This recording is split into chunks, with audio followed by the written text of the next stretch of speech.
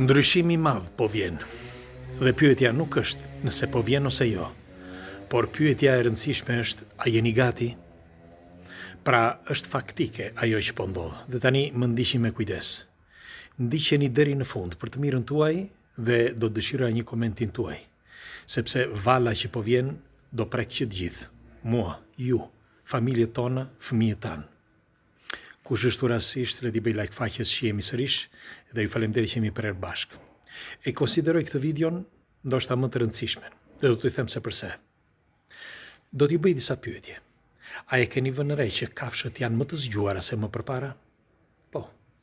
Madje edhe një pjesë e njerëzve janë më të zgjuar se më përpara. Më të zgjuar se ne. Pra një brez i ri, jo të gjithë. Dhe do t'ju them se përse dhe çfarë po ndodh. Pikë së pari, duhet të dini që sipas disa studiuesve, aksi i tokës, i planetit Tokë, është spostuar. Dhe përveç kësaj, po ndodhin edhe problemet të tjera, si për shembull moti, klima, stinët që po spostohen. Dhe diçka po ndodh, por askush nuk e kupton se çfarë. Nëse keni vënë re, shumë njerëz kohët e fundit janë ndërgjegjësuar. Pra, sikur t'i këtë ndodhur edhe njerëzve, një gjë parafërsisht ashtu siç ka ndodhur edhe me kafshët. Tani, nëse e keni vënë re, siç ju thash, kafshët nuk janë më si më përpara. Nuk sillen si kafsh. Bile do t'ju them, sipas një studimi të kryer nga studimi mes Hungarisë dhe Polonisë, për sa i përket kafshëve, kanë vënë re që kafshët kanë rritur një sens tjetër, një sens, si për shembull, ju e dini që qeni mund të parashikojë vdekjen, mund të parashikojë evenimente. Bile do t'ju them, unë kam një qenush të vogël. Shikoni se çfarë bëj. Ndonjëherë unë shumë larg mbyll makinën dhe nuk i lëviz çelësat. Me një fjalë, mos të lëviz çelësat, them që të afrojmë shtëpisë, sepse kur unë lëviz çelësat, ai, si thot familja ime, e di që unë po vi, pra e kupton më njëherë dhe zbret shkallë dhe bëhet gati përpara derës. Shumë përpara, ndoshta 500 metra, ndoshta edhe 1 kilometër përpara se unë të arri. Po, nuk është fantazi, sepse keni dhe ju kafsh në shtëpi, padyshim dhe i keni vënë re. Por jo vetëm kaq. Sepse unë ka menduar dhe mendoja që ndoshta janë çelësat, dhe çfarë bëja? I mbaja çelësat, me një fjalë mos t'i lëvizja, çelësat i mbaja në xhep. Nuk ka shans. Sepse qenushi, kur do që unë ta nxjerr jashtë, për vetëm atëre më kërkon më shumë. Kur do që unë ta nxjerr jashtë, çfarë bën ai? Sa po mbaroj punën unë që them, ai e di që unë po vi dhe më pret tek dera.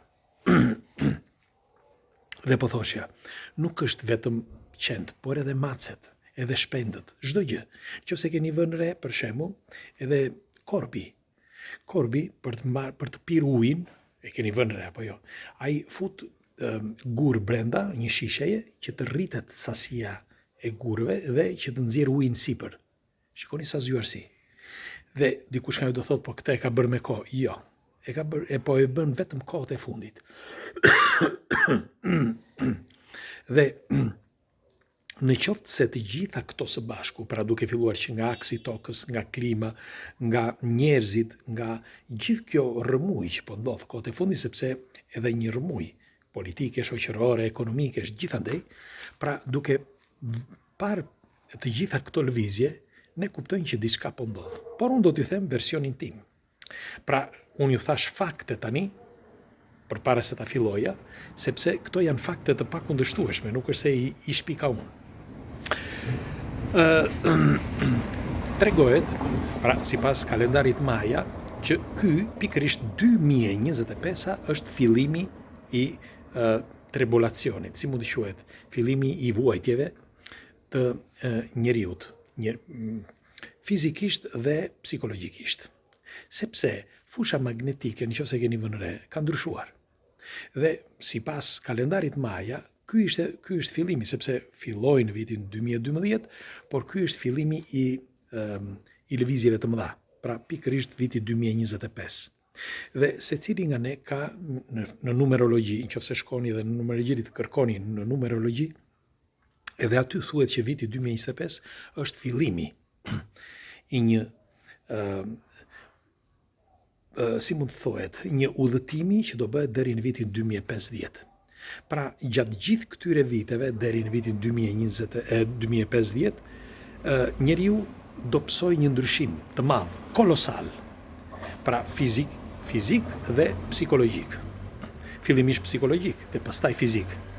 Por tani, pse ju thash që është tepër e rëndësishme?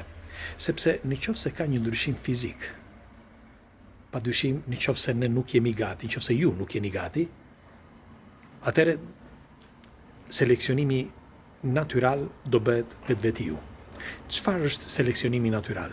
Shiko, parapardje bëm një material për sa i përket miopisë. Miopia në mbar botën, kohët e fundit, duke filluar nga viti 2000 deri tani, është 36% në fëmijë nga mosha 5 deri në 9 vjeç. T'ja u përsëris, do i gjeni këtë. Pra nga mosha 5 deri në 9 vjeç, miopia është 36% sot në mbar botën. Merrini me mend se në brenda vitit 2030, si thon studimet, do shkojmë në 50%. Shiko, 2030 është nesër, është pas 5 vjetësh.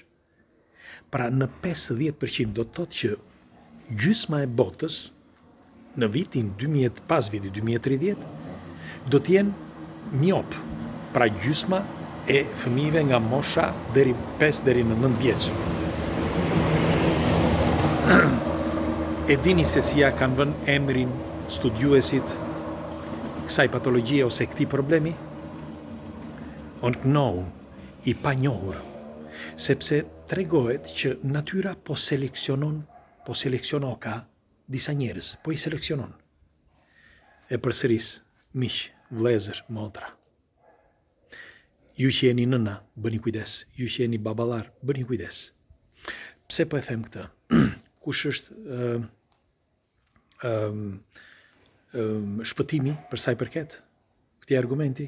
Shpëtimi është që t'i hapim dyert informacionit, t'i hapim dyert inteligjencës, sepse edhe në bazë të shkencës, frekuencat sa më i zgjuar është njeriu, aq më gjatë jeton.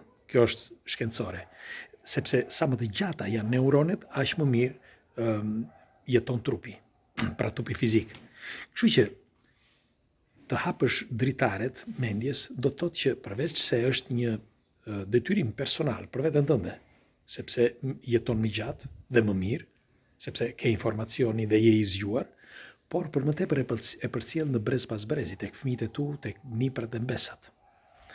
Këto nuk janë fantazi, këto që po ju them unë. Është e vërtet. E kisha filluar këtë që kur kam shkruar librat e parë, në vitin 2008-2009, dhe mendoja që mund të ishte, sepse të duket sikur mund të jenë dhe fantazi, me një fjalë, sepse edhe pse i studion, thua, pastaj duke mos patur dhe grada, thua, shpresoj mos jetë e vërtet, sepse mendja mundohet që t'jap një shpjegim racional, por ja që po ndodh, është aktuale. E përsëris edhe njerë, një studim që është bërë nga Michigani, nga Universiteti Michiganit, tregon që nuk dihet se si natyra po seleksionoka disa njerëz, disa fëmijë. Disa po i bën, me një fjalë, me probleme të syve. Thash, me probleme të syve, për momentin, pra miop, që deri në vitin 2000, pas vitit 2030, do t'jenë rreth 50% nga mosha 5 deri në 9 vjeç. 50% e popullatës në botë, se keni iden fare. Por problemet do shtohen në gjenetik, duke kaluar vitet njëra pas tjetrës. Pse? Sepse mungojnë informacionet. Është sikur ta them unë, është si një kompjuter. Nëse kompjuteri nuk ka aggiornament, e dini këta po, ose telefoni, prishet. Më erdhi, nuk e mendoja këtë, po më erdhi fantastike kjo. A e keni vënë re telefonat dhe kompjuterat, nëse nuk aggiornohen, do të aggiornohen, sepse ecin me hapin e kohës, me hapin e valve. Nëse nuk aggiornohen, kompjuteri ose telefoni humbet, fiket, prishet. E njëjta gjë është dhe truri njeriut me trupin. Por fillimisht është truri, pastaj trupi. Unë e kam obligim që t'ja u them. Ky është një nga argumentet më të rëndësishme dhe unë mendoj që kjo është video më e rëndësishme e të gjitha atyre që kemi diskutuar deri sot. Pra, ky është për ruajtjen dhe kujdesin tuaj. Kështu që do të dëshiroja, përveç se një komentin tuaj, do të dëshiroja që këtë video ta shpërndani pafund. Miq, shok, kushërinj, vëllezër, motra, baballar, fëmijët tuaj, shpërndajeni për të mirën e të gjithëve. Ju dua fort, ju përqafoj, natën e mirë.